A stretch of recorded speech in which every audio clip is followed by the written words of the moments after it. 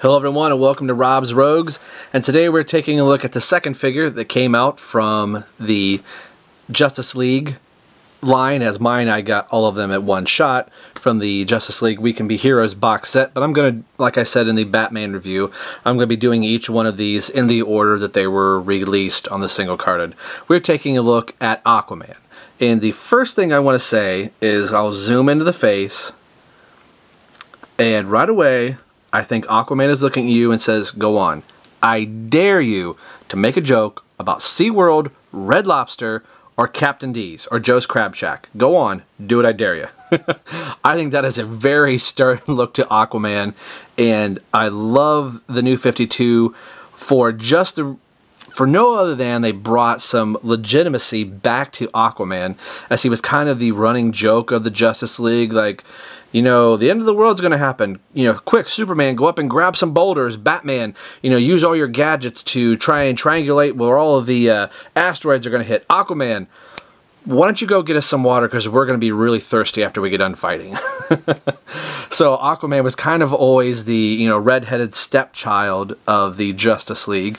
And in the new 52, they've really made him a real viable and important member of the Justice League again, and kind of given him some respect.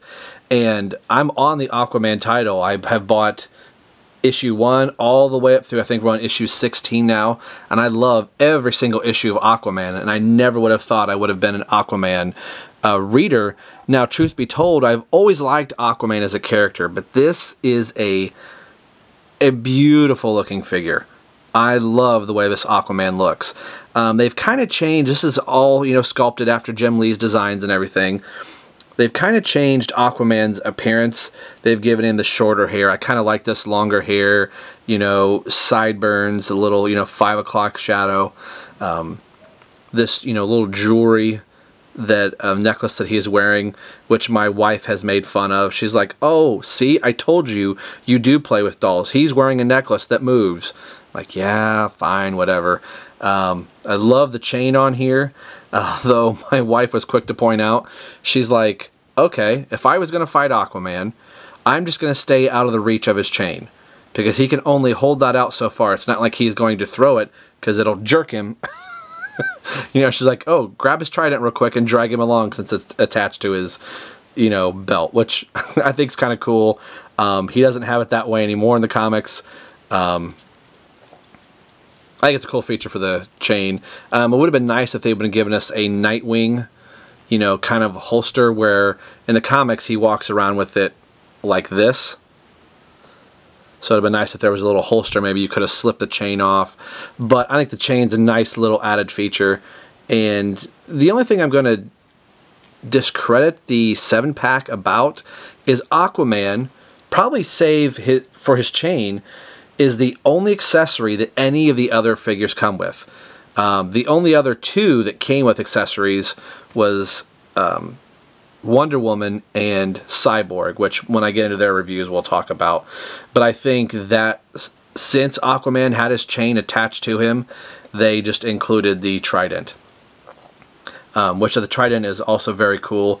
Not a whole lot of detail on the trident. It's basically just a straight gold piece, with the exception of these 3 little rings here. But has just a great, I would say great amount of articulation.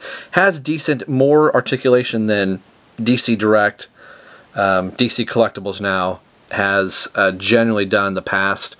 The range of motion is pretty good. Mine, on all of my 7-pack, everything has been very, very stiff.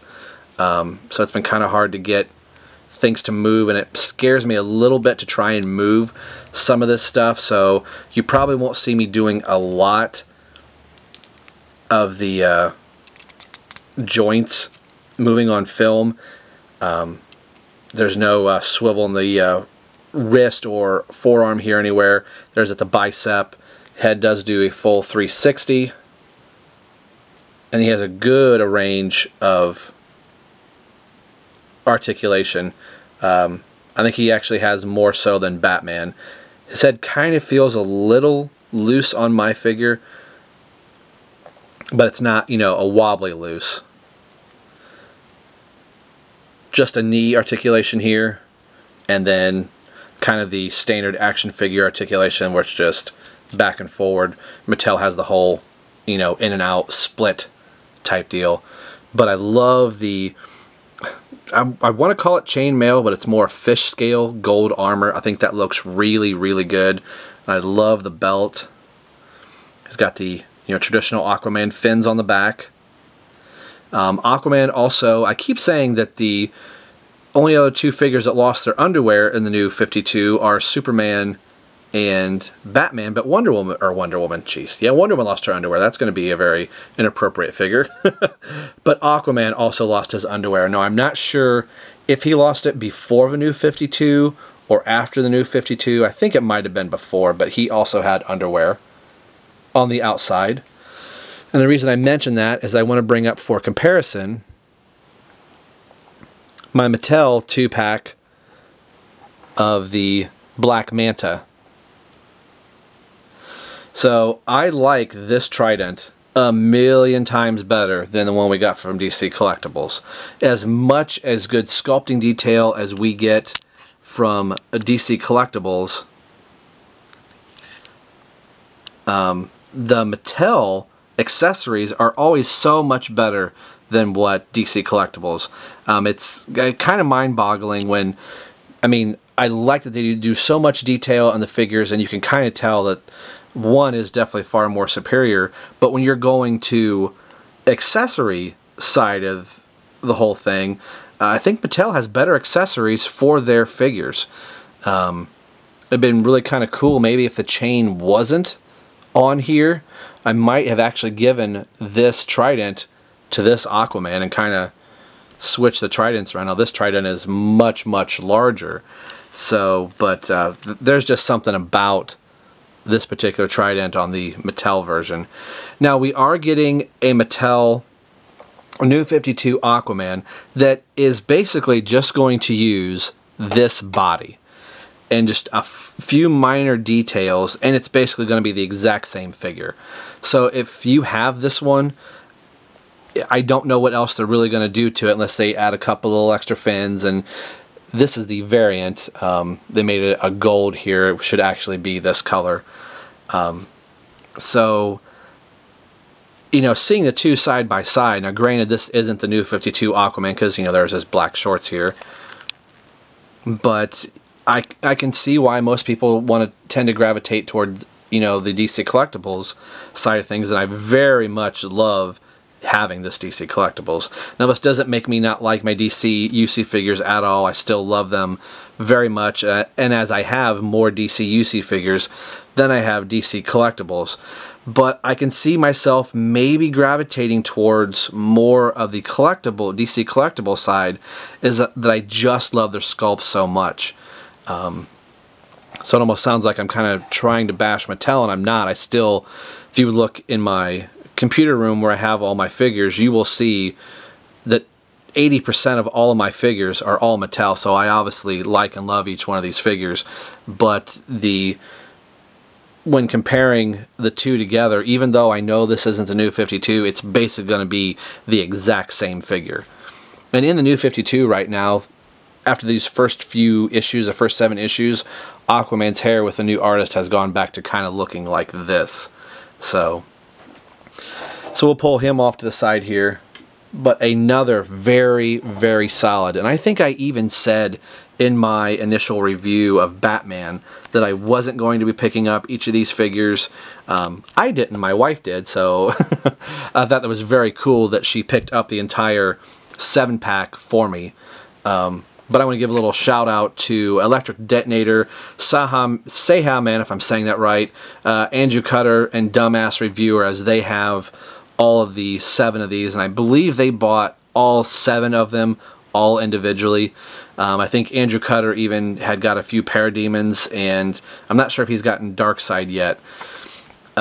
Chapman Films, a little shout out to you. He only has the Trinity at the moment, and I was probably going to be kind of like Chapman Films and thinking, okay, I said I was only going to get Batman, but I don't have a Wonder Woman for my collection yet, so I'd really like to get her. And the Superman I thought looked really, really good. Now, since the time of getting Batman, I had already bought a Mattel version of Superman, and I have pre-ordered the Wonder Woman from the Mattel DC Unlimited line. So I'll have, you know, a Wonder Woman, 2 Wonder Woman now also. But I am really glad that my wife had picked up the 7-pack for me, because I don't know if I would have bought them on my own.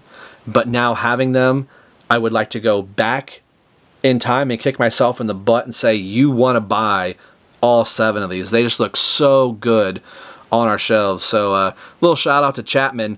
Don't kick yourself in the butt and miss the boat on these.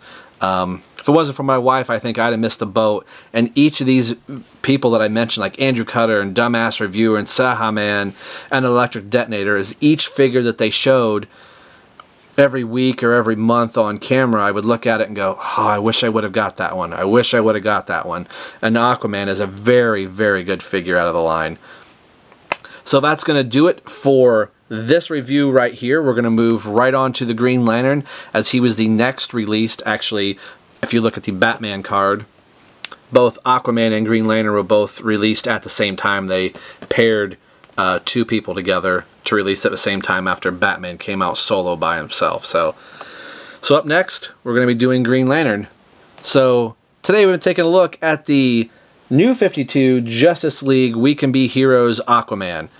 So as always, this is Rob for Rob's Rogue signing off, saying we will see you guys next time. Seriously, mention SeaWorld one time.